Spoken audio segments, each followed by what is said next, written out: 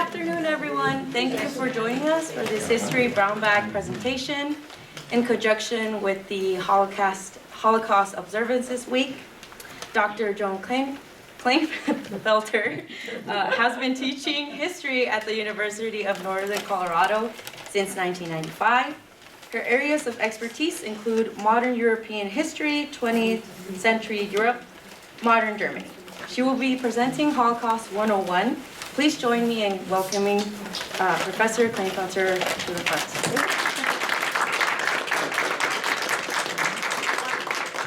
Thank you so much, everybody, for coming. I do appreciate it very, very much. I want to thank Betsy Kellums, who couldn't be here today because she is suffering from a very, very bad cold. But she helped me set this up. I also want to thank the Holocaust Memorial Observances Committee for inviting me, so thank you. And April and Polina, who are running the camera and helped to make sure that I had the technology necessary in order to make this work. So I'm going to have to periodically push the buttons. Don't worry if you can't see this. Let me focus it just a little bit. In a lot of ways, the text is just to remind me what I'm doing, and that way I don't have to look at the paper so much. So what I'm trying to do today is to talk about some aspects of the Holocaust that might be lesser known. And I talked to my students and said, so what have you learned in my classes that you think I need to tell people? So they gave me a lot of really great ideas. So in 1933, neither Hitler nor the Nazi Party had any plans to murder the Jews of Europe. Hitler did argue that the Jews needed to be eliminated from Germany, but primarily through emigration. And he also made clear his intent to transform Eastern Europe into a new colonial space. He believed that the Germans should give up the idea of having colonies in places like Asia or in Africa and instead look to the east for their colonies. And I'll explain how that fits in with the Holocaust as I go along here. So what came to be called the final solution evolved over time as they moved from expulsion to resettlement into the ghettos, to mass shootings, and then to a new resettlement, and they continue to use that word as a euphemism, but by 1942, resettlement meant deportation directly to the death camps. There are 6 death camps, all located in Poland: Auschwitz, Belzec, Chełmno, Majdanek, Sobibor, and Treblinka. And so what I want to do today is outline this evolution, and along the way, cover some lesser-known features of the Holocaust. There'll be plenty of time for questions afterwards. I'm hoping this is just going to go for maybe just a little over half an hour. So if you'd hold your questions for later on, that'd be great. I can always go back to slides that you might be interested in as well.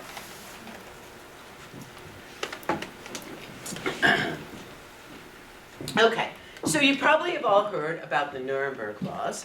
But you might not know why they're called the Nuremberg Laws. So how many of you know about Triumph of the Will, the film Triumph of the Will? Okay, this was Leni Riefenstahl's propaganda masterpiece that showed the 1934 Nazi Party rally. And since the 1920s, the Nazi Party had been meeting in the city of Nuremberg to hold a big party congress where all the party bigwigs would get together and they'd talk about policy decisions.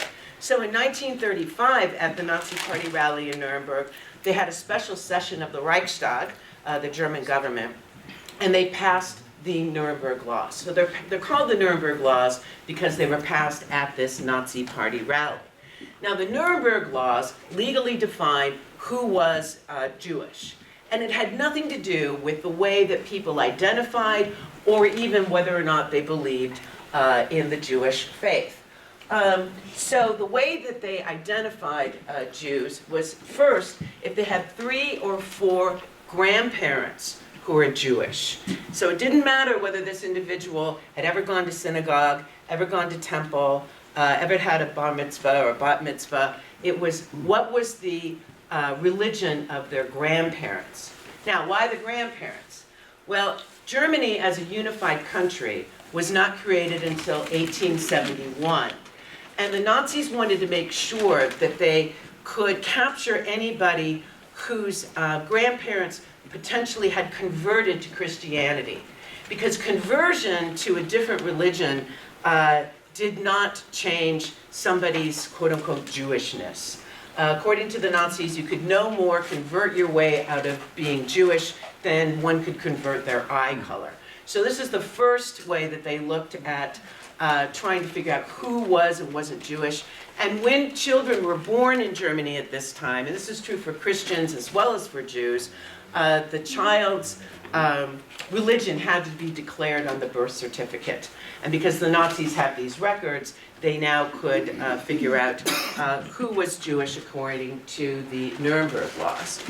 Now, Germans who did not practice the German faith, but had one or two grandparents who were Jewish, they weren't considered to be full Jews. Instead, they were called Mischling. And a Mischling is like a hybrid or a mixed race individual. And somebody who had one or two grandparents were a Mischling first degree. And somebody who had just one Jewish grandparent was considered to be a Mischling second degree. And you can see how many of these so-called Mischling, which by the way is a really derogatory term, the Nazis had registered. Most of these individuals survived the Holocaust because the Nazis used them for forced labor, and they did not try to round up the so-called Mischling until very, very late in the war. And by that point, it was relatively easier to go underground because of all the chaos and all of the bombing. So it was easier to hide somebody's identity. Still very difficult, but it was easier than before. Now, roughly half of German Jews did emigrate. So in 1933, there was a census, and about 550 Germans were categorized as being Jewish, and about half of them did leave the country. And you can see in this chart that there's a big spike in emigration, first in 1933, that's when the Nazis came to power, and then also in 1938, and that's largely because of the Night of Broken Glass, the first nationwide pogrom that the Nazis organized against the Jews. It was incredibly difficult however, to get permission to leave the country. One had to get a visa to leave Germany, and they also had to demonstrate that they had a visa to get into another country. And because the Great Depression was on, many countries did not want to take in Jewish refugees. For example, in 1938, 300,000 Germans applied to emigrate to the United States. These were Christian Germans as well as Jewish Germans.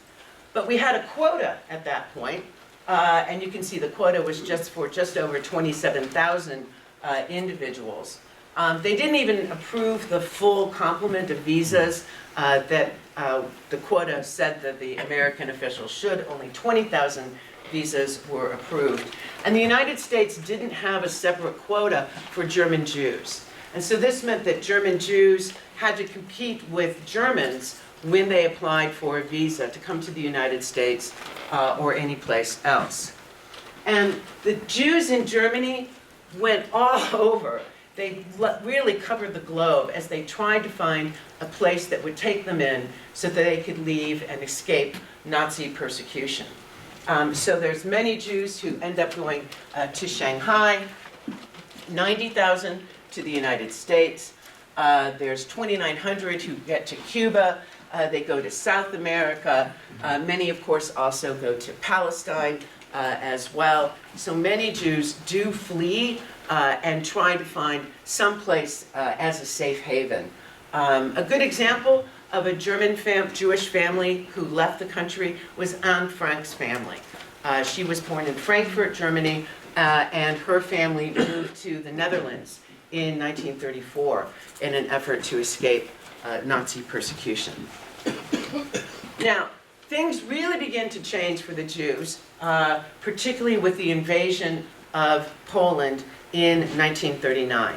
And when Poland's invaded in 1939, it isn't just invaded by the Nazis. It's invaded by the Soviets at the very same time.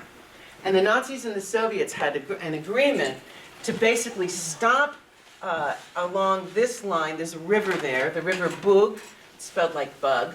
And so the Russians would take this part of Poland, as well as Estonia, Latvia, and Lithuania, and the Germans took this part of Poland. And this becomes important because now the Nazis had a place that they could deport their Jews to. Before, they really relied on the Jews voluntarily, so-called, under threats to leave the country. Now they're going to begin to have a different kind of plan. And the Holocaust needs to be understood in a new, sort of larger kind of context. And this is a new way that historians have started thinking about the Holocaust, because the Holocaust is just one side of the coin. The other side of the coin is this colonial effort by the Nazis. And what they're going to do is they're going to annex part of Poland directly into the Third Reich.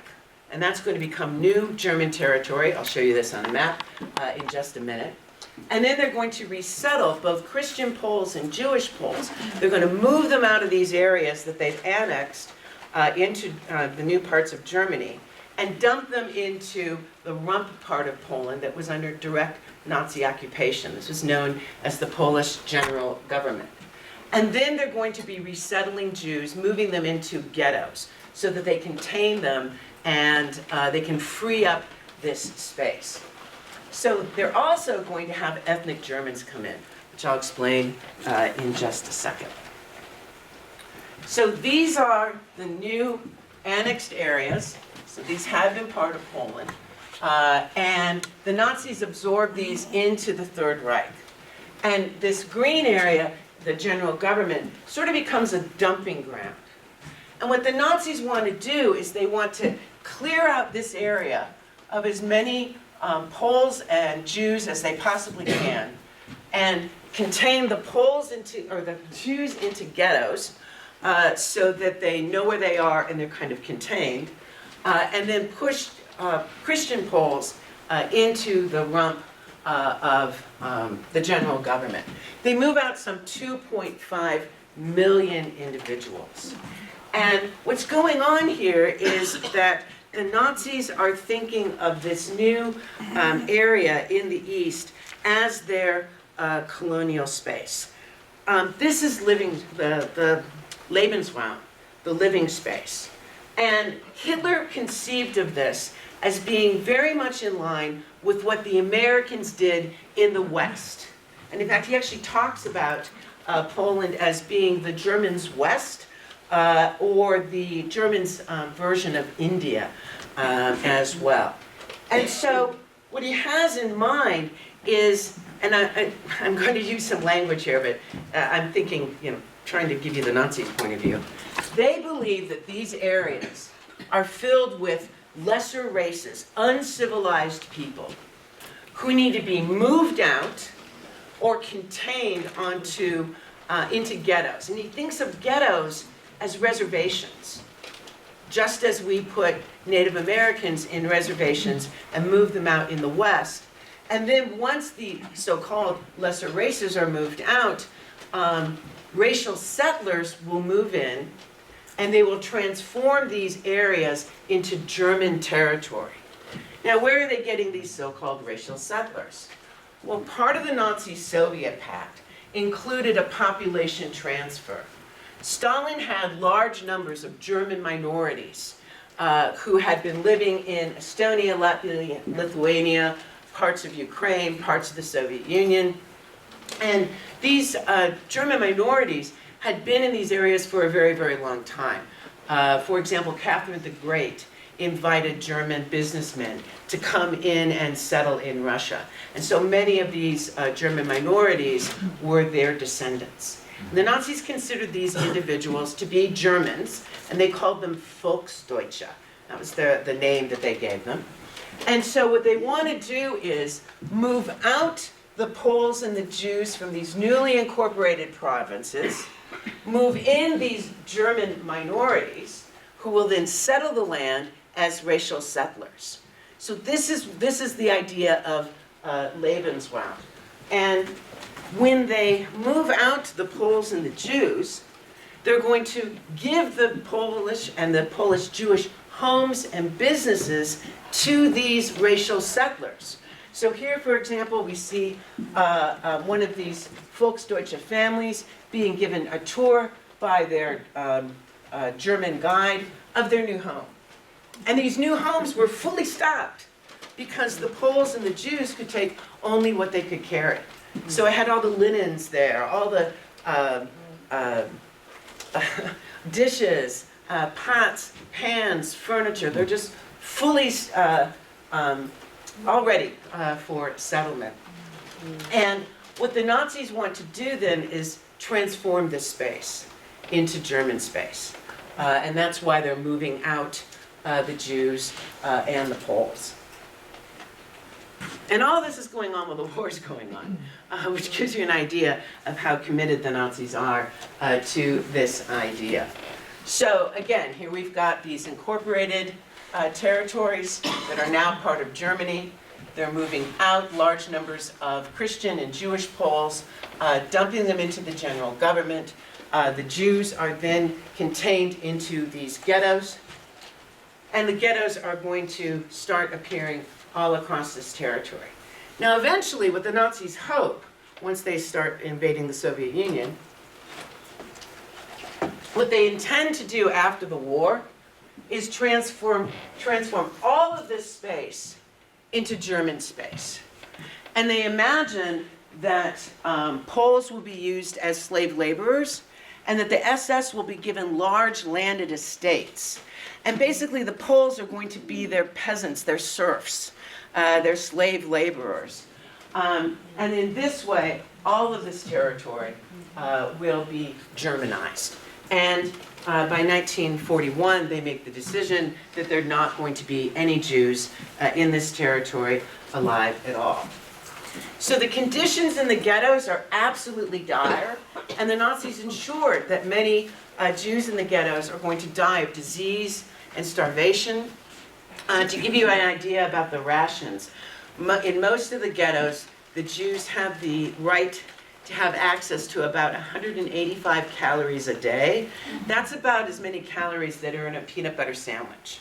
Goebbels, Joseph Goebbels, the propaganda minister, described ghettos as death boxes.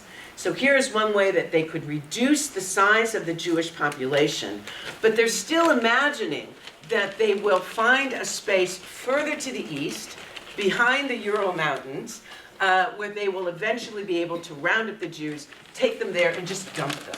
So they're still not yet committed to genocide.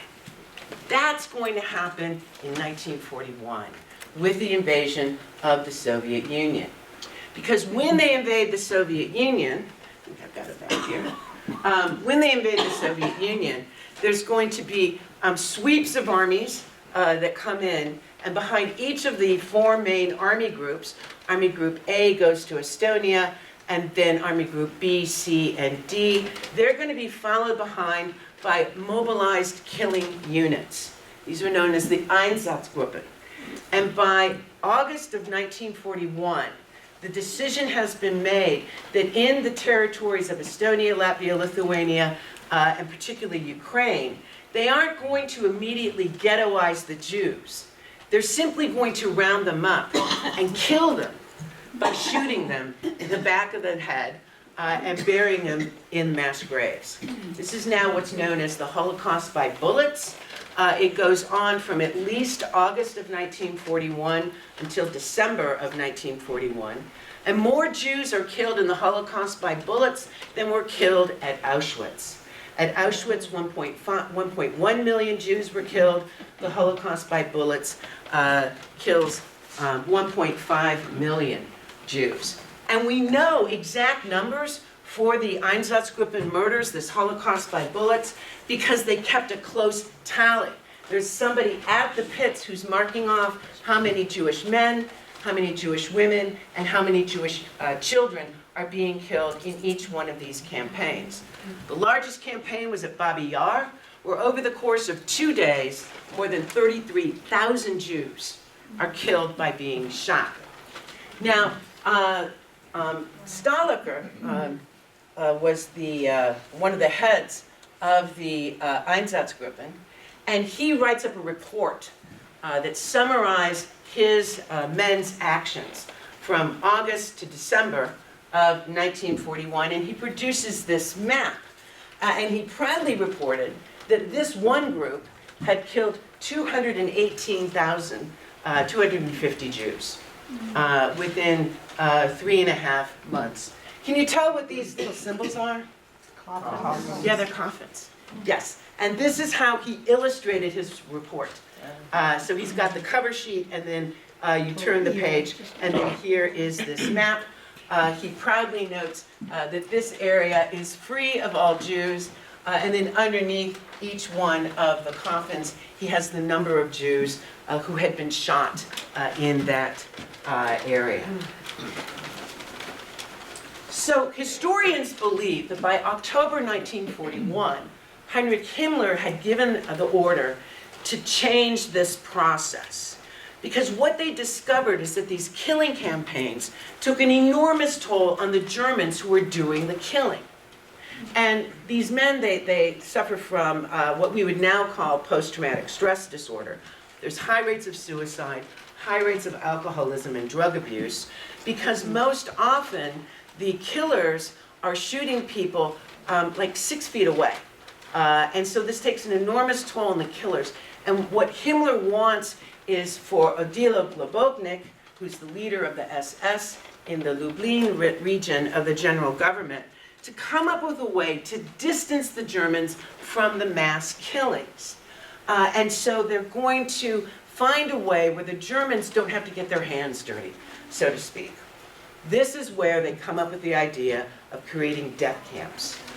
And the plan was called Operation Reinhard. This is the secret name for the killing of the Jews by gas. And it got its name retroactively to honor Reinhard Heydrich, who was Himmler's right-hand man in organizing the killings. So here are the Reinhard camps. Often Chelmno's not included in the Reinhard camps for reasons that I will explain. And you can see that the decision is made in October, and by December they begin experimenting with killing Jews en masse by gas. And most often these camps do not have a large staff. So Chelmno, for example, has anywhere between 100 to 200 SS men and police, maybe 50 to 80 Ukrainians. The Ukrainians were prisoners of the Nazis who were compelled or sometimes volunteered to serve as guards in the death camps. And then they might have 100 Jews. But that's it, because everybody else is killed, and they're killed the day that they arrive. So you can see there's Chelmno, Belzec, Sobibor, and Treblinka. And Chelmno goes online in December. And then over the course of the spring and summer of 1942, that's when the other Reinhard camps go online and begin to kill Jews in large numbers as fast as they possibly can. Now, the Operation Reinhard camps, these are pure death camps. They only have a very, very small contingent of work Jews who are responsible for doing things like packing up all the clothing. They do a lot of building. Most of these camps are constantly under construction. They also have tailors and boot makers, sometimes saddle makers who are making goods for the SS guards at these camps as well. And the camps remove the Germans from the direct killing in ways that I'll explain in just a second. And this goes very, very quickly. So how quickly? In mid-March 1942, about 80% of all the Holocaust victims are still alive. They're still alive. And about 20% have perished. Just 11 months later, those figures are exactly reversed. Now only about 20% of the Jews are still alive, and 80% have been murdered. 11 months. It's a fantastic operation And they found a way to really speed up the killing as fast as they possibly can. Now at Kalmno, they don't use gas chambers. They only use trucks.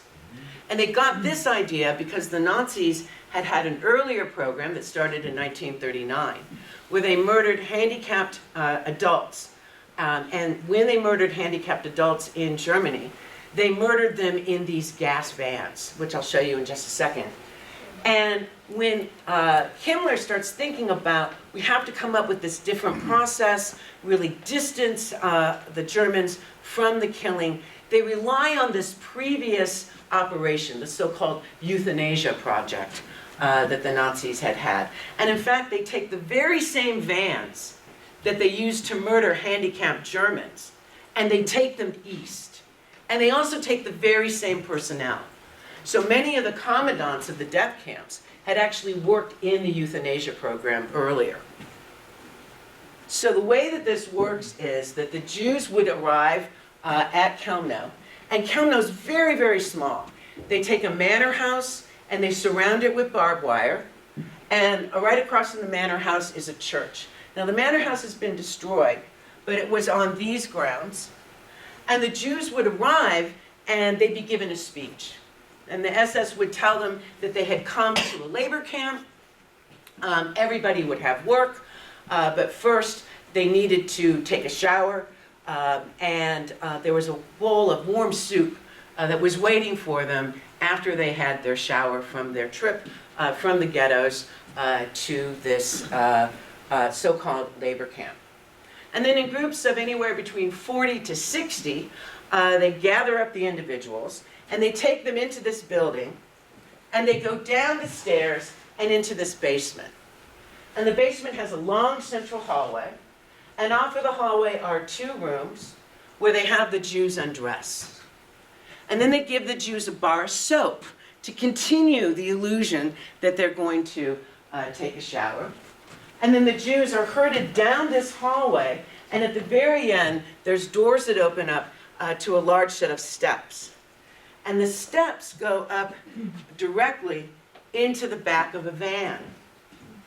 They're loaded into this van or truck, the doors are slammed shut, and then they take the exhaust from the truck, they have a tube or a hose, and they hook the exhaust pipe from the truck into the back of the van so that they die of carbon monoxide poisoning. And then they start the truck up, and they drive about 2 miles away to a large forest area, and that's where the mass graves are. And then they use work Jews to unload the trucks and to bury the Jews in the mass graves. And in this way, the Germans supervise.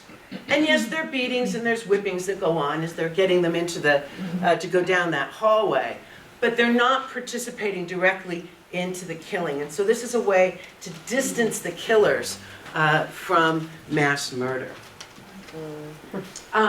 Now, at Kalmno, they killed at least 320,000 Jews. And they can take 50 people at a time in these trucks. They only ever had 3 trucks at Kalmno. And I did the math, and actually this number is wrong. It takes 6,400 trips, individual trips, to murder this many Jews. So this is how it was done at Kalmno. They then decide that these trucks, they're difficult to get. They decide what they're going to do instead is create stationary buildings where they will use to kill the Jews. And they sort of replicate this process, and they try things out at the first camp that they build, Belzec. And Belzec becomes the model camp that Sobibor and Treblinka are built to emulate. And so they're going to adapt the techniques that they've already gotten from Kalmno into this new kind of camp. So the Jews would arrive on trains in here, and the gates would shut, and they get off on a ramp, and then typically they're separated by gender. So boys and men 16 years and older go in one group, and in another group they have children and women. They take these individuals into this so-called reception area where they're given a speech. They're told they've arrived at a labor camp, that everybody has work. And they'll even call out to individuals. You, sir, what do you do? I'm a carpenter. Excellent. We need carpenters. What do you do, ma'am? I am a nurse. Great. We need nurses. Sometimes they'll even pull individuals out. And they'll say, okay, you come over here. We need a carpenter. You, we need a nurse. You make boots. Great. You go over here. And then everybody else is told that they need to take a shower. And that, again, there's food waiting for them after they take their shower. The men then go into this building, number 8, right here, where they're undressed. And they're often told, don't forget where you put your clothes. Tie your shoes together so that you will have them after your shower.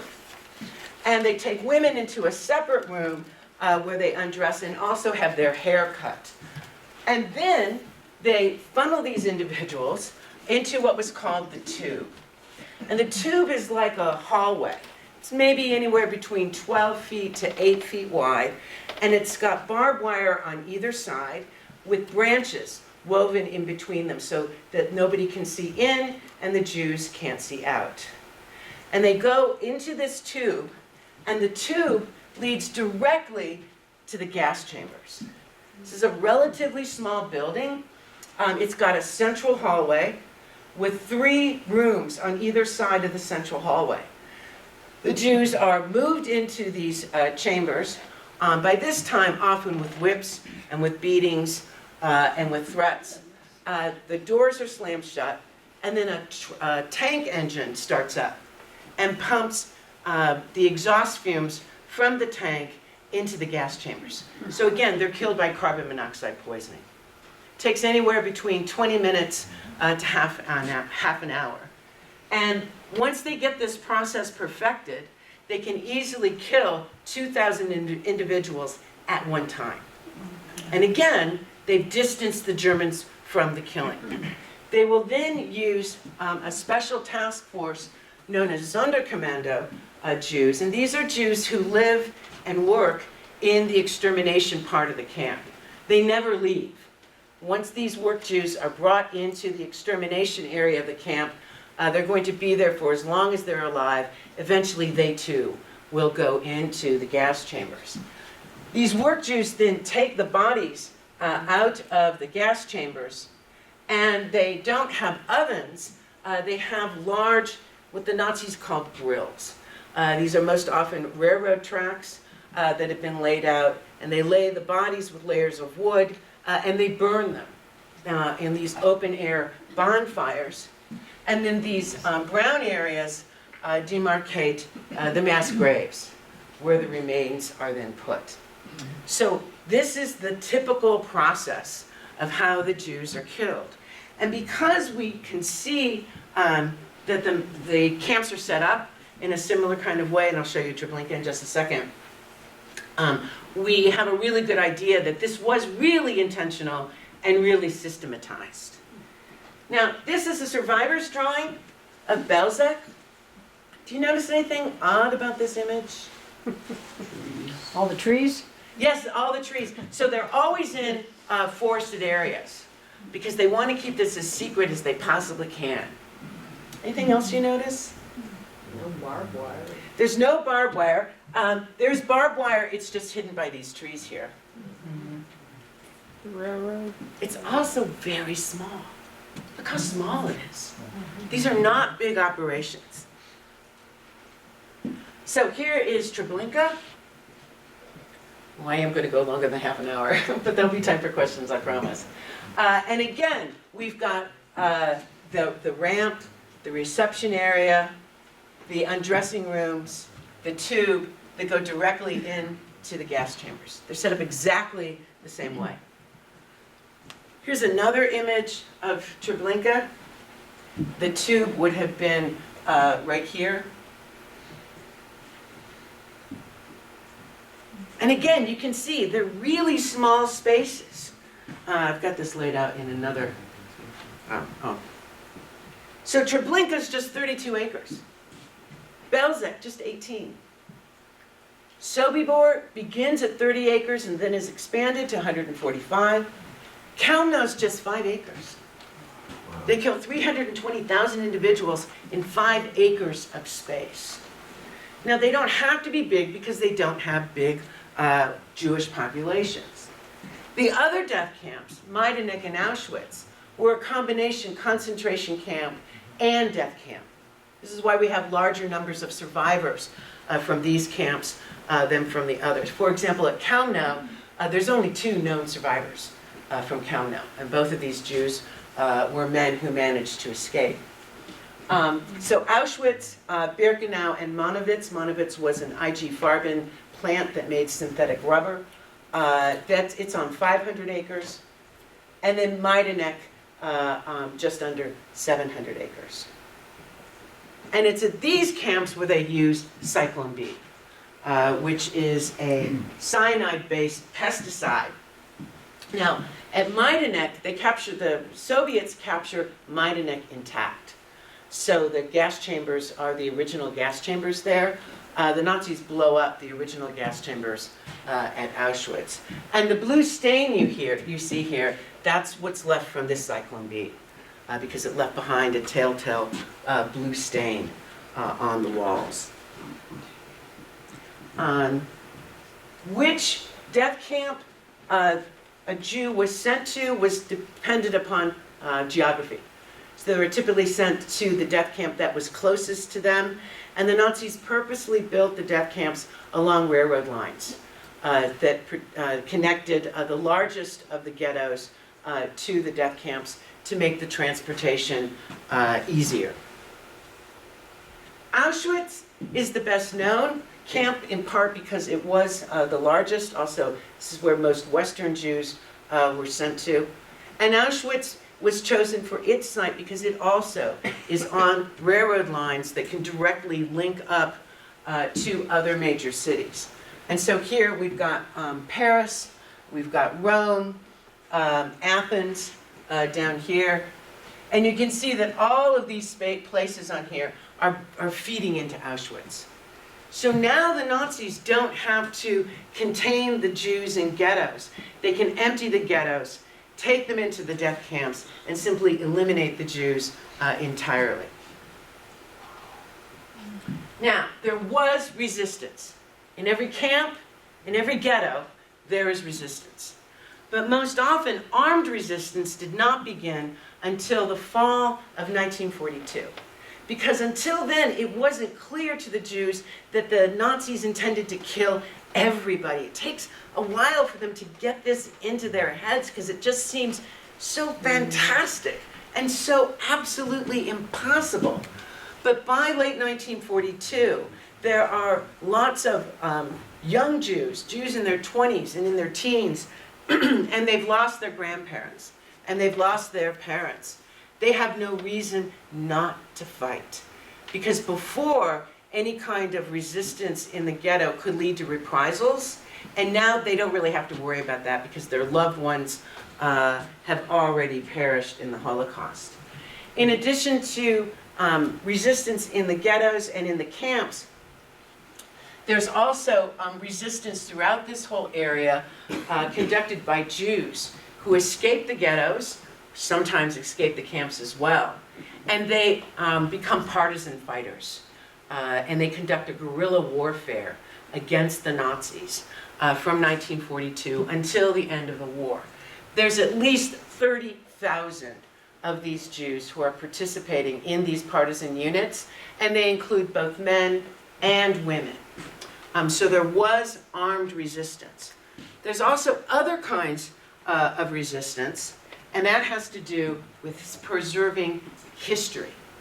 The Jews wanted to make sure that when this was all over, that there was some record of the Jewish experience, not just the Nazis' version of what we now call the Holocaust, but the Jewish version of the Holocaust. And one of the great examples of this is Emanuel Ringelblum, who was a professional historian who was ordered into the Warsaw Ghetto. And in May 1940, he created Oneg Shabbat, And this was an underground organization that created an archive. And Ringelblum solicited documents from everybody he could. He wanted diaries, he wanted letters, he wanted underground newspapers, flyers from theater programs and musical programs that were held.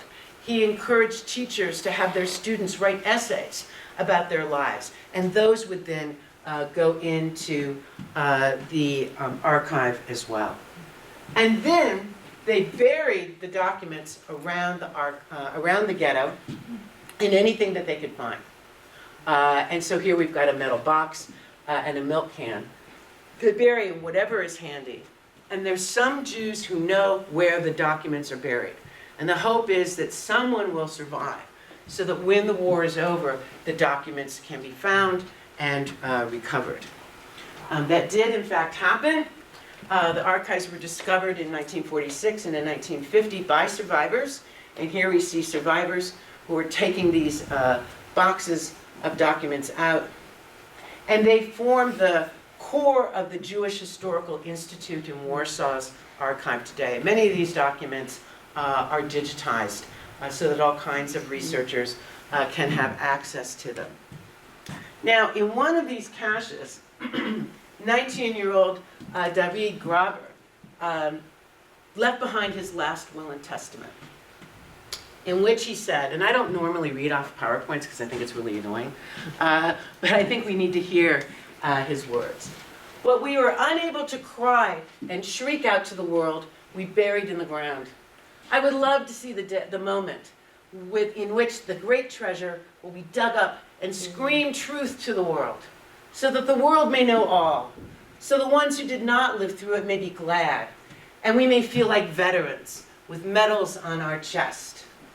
May the treasure fall into good hands. May it last until better times. May it alarm and alert the world to what happened and was played out in the 20th century. These kinds of events are a way to scream truth to the world. Thank you very much.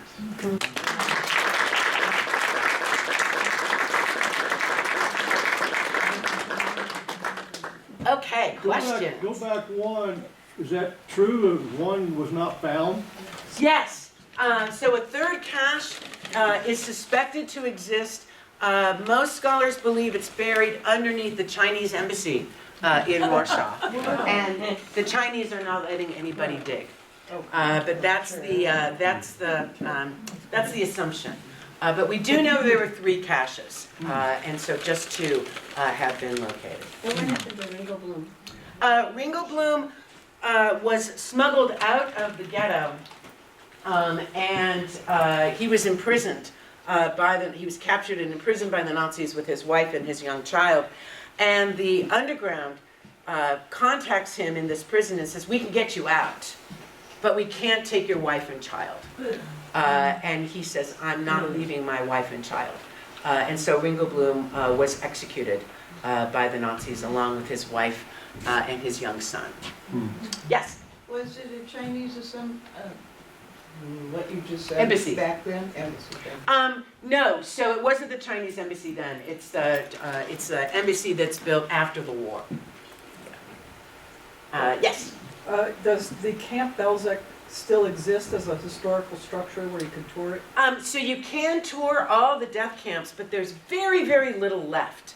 And that's because in 1943, most of the Reinhardt camps were shut down. So by 1943, Chelmno is operating relatively sporadically, and Auschwitz and Majdanek are still going. But the other Reinhardt camps have killed all of the Jews that they were supposed to kill. And so the Nazis murder the remaining work Jews, and then they raze most of the camps to the ground, and they often will build a farm and hire a Ukrainian to live on the farm and claim that they've always been there. So there are a few structures still left. At Treblinka, for example, let me go back to the Treblinka picture.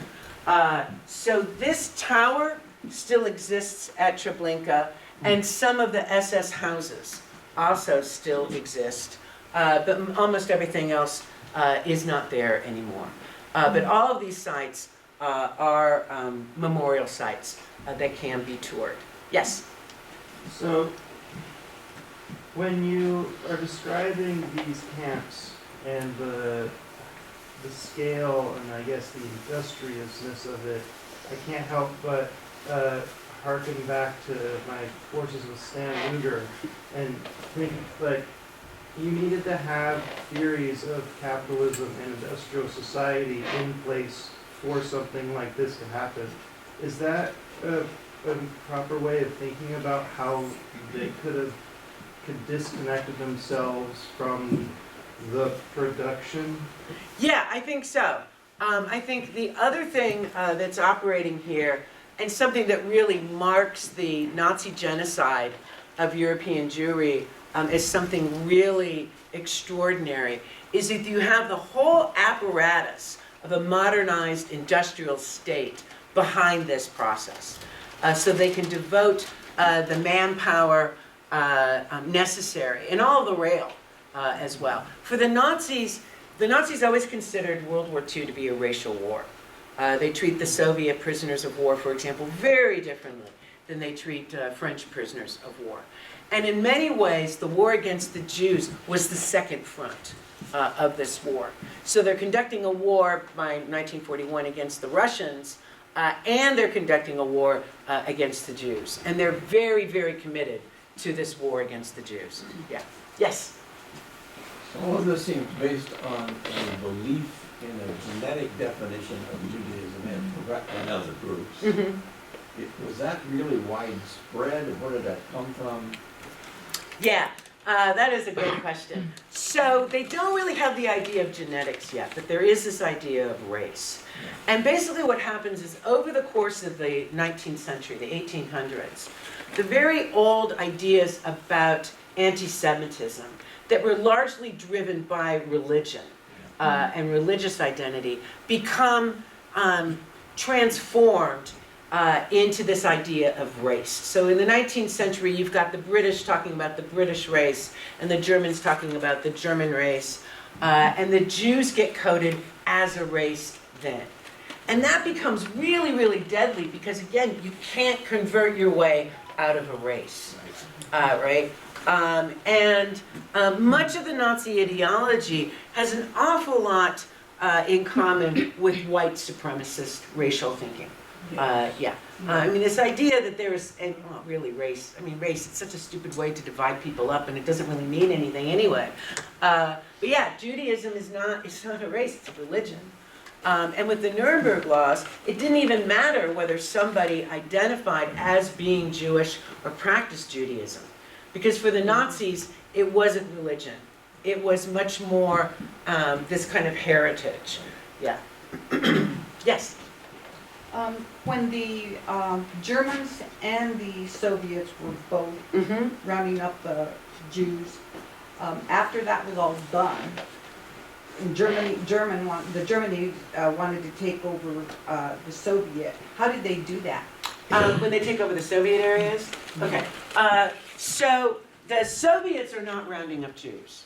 Okay. That is definitely a German thing. So let me go back here. Best as I possibly can.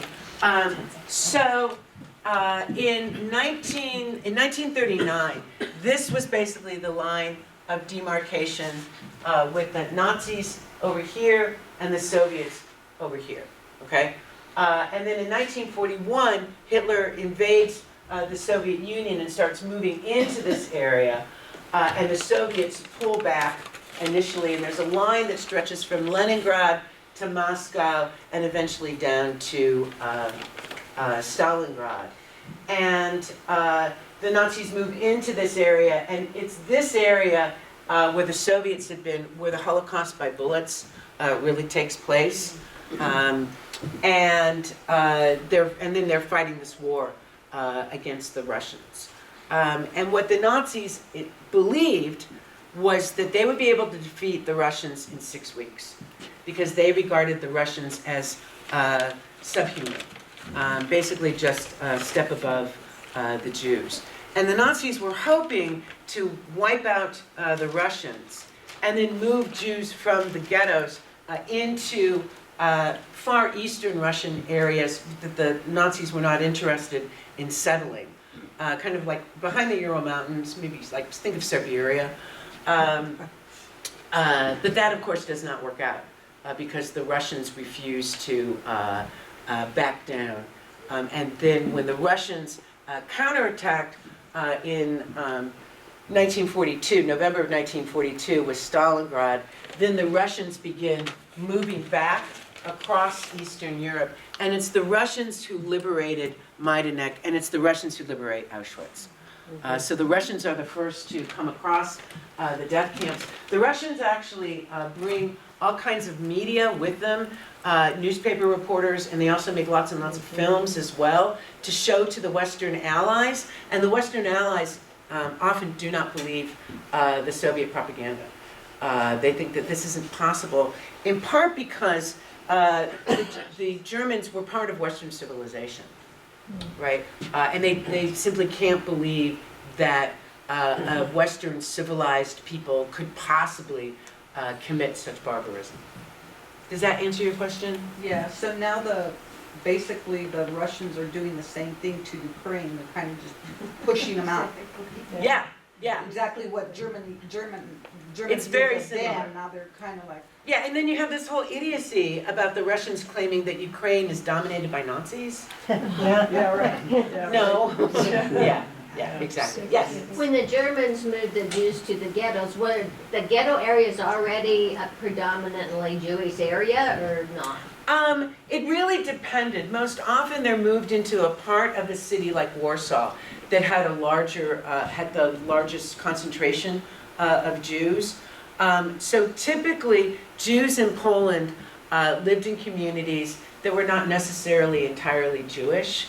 And the Jews tended to live in basically one part of town, the Catholics in another part of town, and then there were some who sort of live in this middle kind of zone. When the Nazis move in, they order all the Poles in the area designated for the ghettos to move out. And then all the Jews who don't live in the ghetto area to move in. And then they also typically require Jews from smaller communities around to move into the ghettos, again, so that they can concentrate them. Yes? So what did the Russians think of what the Germans were doing as they discovered it? Oh, they're horrified. And they think that this is just a perfect example of fascist barbarism. Yeah, but they are horrified. In fact, the Russians carry out a number of investigations. They exhume mass graves to count the bodies and to document them. And they're documenting the liberation of the camps as well. So yeah, after the war, most of the death camps, however, are redefined by the Russians. So originally, for example, Auschwitz, it was a memorial site, but it was a memorial site during the Cold War that recognized the suffering of communists and really downplayed the Jewish experience. And then since the end of the Cold War, the story at Auschwitz and Majdanek and Belzec and the other camps has been reinterpreted so that the Jewish story really takes pride of place. You had a question in the back? You had spoken about Dachau. How does that fit into this whole thing? Yeah, that's a great question. So Dachau is the first concentration camp that is built in Germany, and it becomes the model that all the other concentration camps in Germany are modeled after. It had a crematorium. I'm sorry? It had a crematorium. It does have a crematorium where they... 1933. Yeah, where they are burning the bodies. Yep, absolutely. And so Dachau is up and running by March of 1933. Dachau and the other concentration camps in Germany were originally built not to hold Jews, but to hold political prisoners, communists and socialists, members of the political party known as the SPD. And it was, the concentration camps are brutal places, lots of torture, random killings, and hunger. But they're not built to exterminate individuals. So it's possible to survive a concentration camp. It's really impossible to survive a death camp. And most scholars believe that the Nazis very purposely put the death camps in Poland so that it would distance the German population from the killing. So there are absolutely crematorium in Dachau. There is a gas chamber in Dachau, but apparently it was never used. There's a lot of debate about this among scholars, but Yad Vashem says that the gas chamber at Dachau was never actually used. The concentration camps in Germany first become filled with Jews in the wake of the Night of Broken Glass, when some 90,000 Jewish men and boys were arrested after the destruction of Jewish businesses and synagogues in Germany. That's really when you have the first massive influx of Jewish prisoners into the concentration camps, solely because they're Jews. There were Jews there earlier, but they tended to be Jews who were communists, Jews who were socialists, Jews who were political opponents of the regime instead. After 1944, as the Russians are sweeping across Eastern Europe, the Nazis are not content to leave their Jews behind. They have to take them with them. And so they take them into Germany. And by 1944 and into 1945, concentration camps like Dachau and Sachsenhausen and Flossenburg become completely overcrowded from the Jews who had been evacuated from camps in the East, and now they're dumped into camps in Germany. Yes? I heard an account that came from one of the German soldiers retreating from Russia along the railroad lines, and he said, I knew we had lost because we were walking back to Germany and the Jews were being sent on the trains all alongside us. Yeah, and I think that's another example of the Nazis' commitment to this war against the Jews. They don't want to leave any Jews behind. They want to take them with them so they can continue this killing process. Yeah. Yes. Someone asked me the other day at a book discussion, I had no idea, do we have any idea of proportionality of male survivors versus female survivors by how many were incarcerated? That's a really great question that I can't answer in any kind of specificity, but I can tell you this. So when women went to, and first of all, I'm only going to talk about Majdanek and Auschwitz because there was virtually no survival rate at the other camps. Women tended to have a much smaller chance of being selected to be used as forced labor at Majdanek and Auschwitz. However, once the women were selected and did become work Jews, they tended to have higher survival rates. In part because the women tended to cooperate with each other more than some of the men did, and also they were typically given lighter kinds of duties. And so they had a higher survival rate that way. I hope that answers your question. Oh yeah, it definitely does. Other questions? Yeah.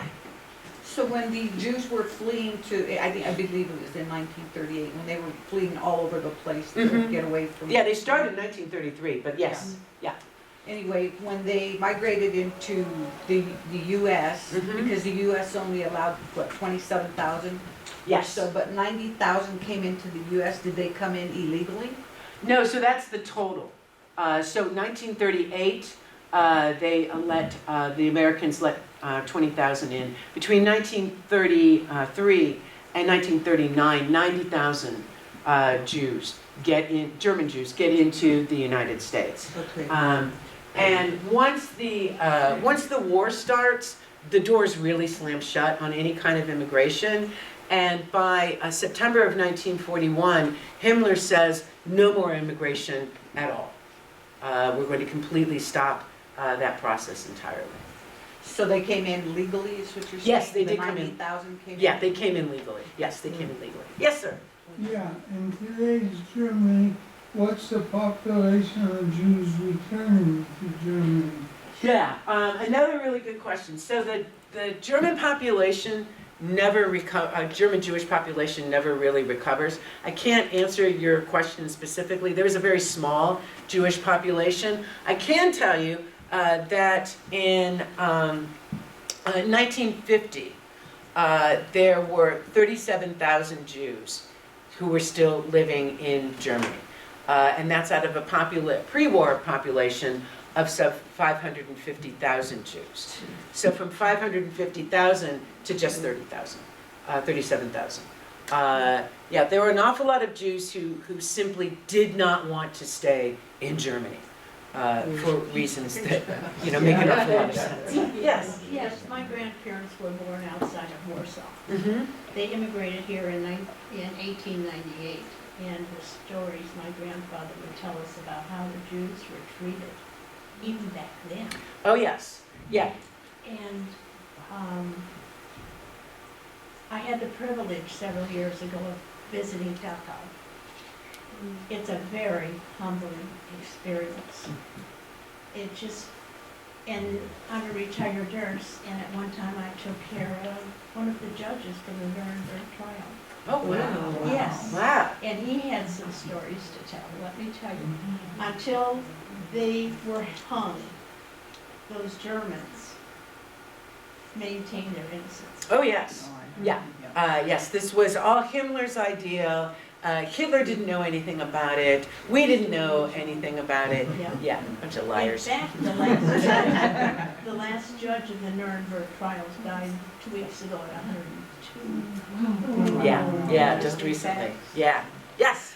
Just based on the sheer numbers of prisoners in the camps, you talked a little bit about resistance, but it just blows my mind. Why wasn't there a uprising at some, because just based on the numbers, I would think they would have been able to. Right. We have to remember, first of all, there is a lot of the Jews, the work Jews are in very bad physical shape. Right. So planning any kind of resistance under constant surveillance, where they don't have access to any kind of arms at all, is incredibly difficult. So let me give you a really great example of some resistance. So at Treblinka, in 1943, some 750 work Jews, they saw that operations were winding down.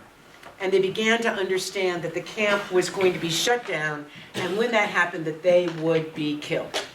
And as a result, they began plotting an armed uprising. And on the 2nd of August in 1943, prisoners seized weapons from the guards, but they're caught.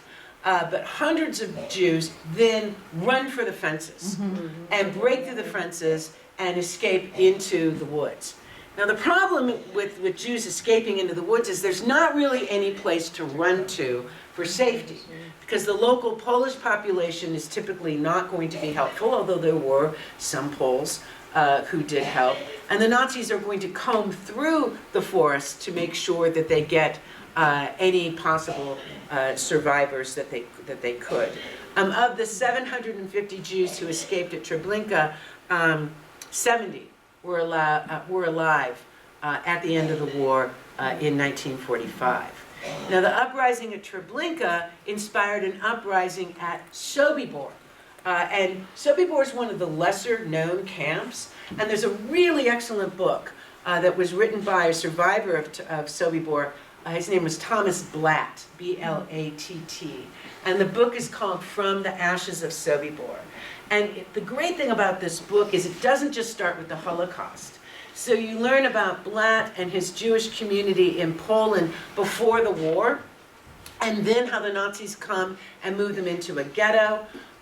Blatt actually gets false papers and manages to get out of the ghetto, but then he ends up coming back to the ghetto.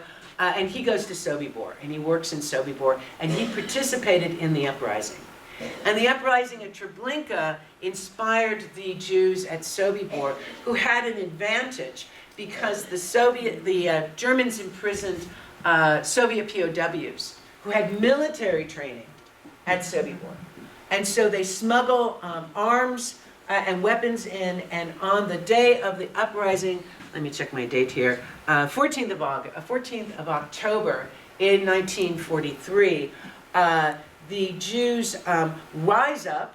They end up murdering 10 SS guards, and then they run for the fences. And Sobibor was mined. So when they break through the fences, many of the Jews who are fleeing into the surrounding woods are blown up by the mines. But there are Jews who do get into the woods. Some become partisan fighters. And from Sobibor, there's 52 known survivors at the end of the war. And it was a way to show that there was resistance, that the Jews were not going to go willingly like lambs to the slaughter. A lot of these uprisings were also inspired by the Warsaw Ghetto Uprising, where for 3 months the Jews of Warsaw hold out against the Nazis and literally require the Nazis to come into the ghetto. And the only way the Nazis can defeat the Jews in Warsaw is by setting the ghetto on fire. And they systematically burn the entire ghetto, smoking out the Jews that are in hiding. By that point, there are about 50,000 Jews left in Warsaw, and end up rounding them up and then being able to send them off to a death camp. Yes? One of the things we hear now is the idea that if the citizens had all just been better armed, yeah, they could have resisted, which I think is correct, but as a historian. Yeah. So I think, first of all, which citizens are we talking about? Talking about German citizens? Are we talking about Polish citizens? I mean, for the Germans knew what was going on. They knew what was going on. At least 1/3 of Germans knew exactly what was going on. Another third knew that very, very bad things were going on in the East, and let's just not ask any questions. And then maybe another third were relatively clueless, right? So the idea that armed citizens could have overthrown the Nazi government presupposed that the citizens didn't have the government they wanted. So they may not have been enthusiastic supporters of genocide, but they were absolutely enthusiastic supporters of Hitler. So I don't buy that argument. The Germans absolutely could have overthrown Hitler and the Nazis if they wanted to, but ultimately they didn't want to. And for Poland and Lithuania and other places in the East, the Nazis often had willing helpers in Poland, Estonia, Latvia, Lithuania, Ukraine, because of the depths of anti-Semitism that had been there for so long. And that's not to say, again, that there weren't people in those populations who did help the Jews. The largest number of people who've been recognized by Yad Vashem as righteous among the nations are Poles. So it wasn't just lack of guns by No. civilians. No. It's lack of will. Yes. Yeah. Are you free to give your opinion on where America stands now? On which issue would you like? I think, yeah. Are you concerned? Yeah, I am. I mean, part of the problem of being a historian that specializes in the Nazis is you always see them coming. Yeah. You know, I think we are in a dangerous moment. I think that racism has become much more acceptable. I think that white supremacy has become much more acceptable. It's much more in the mainstream media, with idiots like Tucker Carlson, for example. So I think we are at a dangerous moment. I think we're also at a dangerous moment because an awful lot of young people don't know about the Holocaust. And this is one of the things that I'm really passionate about, and one of the reasons I really am committed to Holocaust education is because we've got to make sure that younger people do know. I do think the younger people are our best hope. And I think that's why the Republicans want to suppress the youth vote. And they've come out that very specifically, that they want to suppress college students' right to vote. So yeah, I do think it is a cause for concern. And I think that people need to be willing to stand up and say what they think and to fight back so that something similar to this does not happen again. We have 3 more questions here, 2 over here and 1 over here. Mm-hmm. And if those could be your last ones, because I Sure. think a lot of people have to leave. And then I'm happy to talk with anybody afterwards. Yeah, Dr. Clinefelter will introduce Yes, more. so let me do, But I want to thank people for coming. oh yes, On behalf thank you of the very much for Holocaust coming. Memorial Observances. And we just always love to hear her. I mean, she teaches a whole class in this. So you have a very condensed version right Yeah, here. very condensed. But we learn something every time. It's Well, really thank you very much. wonderful. I appreciate that. And also, there's a donation box out here. We keep all of our events are free and open to the public. And if you can empty your pocket from $1 to whatever, would be great. There's also brochures. The week is coming to a close. We have just 3 more days of activities. So look at the brochures so that you can attend those. And also afterwards, one more thing. Also afterwards, the gentleman in the corner is our Holocaust survivor that many of you have heard speak last night. I'm sure he'd love to meet you afterwards, but we want to make sure that Dr. Clinefelter first has a chance to answer the questions. So let me get the 2 questions over here, and then I will And finish up then with you. also, Hollis, did you still have one, because your arm was up earlier? I'd rather ask it Okay. afterwards. Okay. 3. So, yes. If it's not being taught in school, how does that get changed?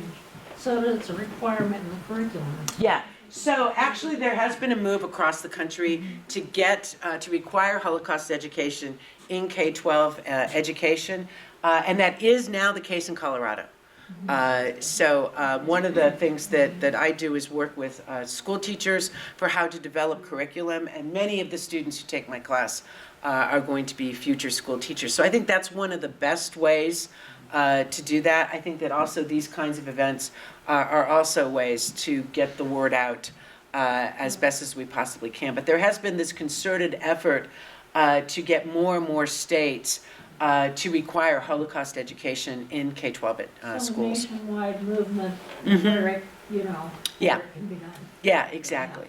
And there was another question over here. There's one here, and one ace. Okay, yes, I just have a comment yes, about history Yes. repeating itself. yes.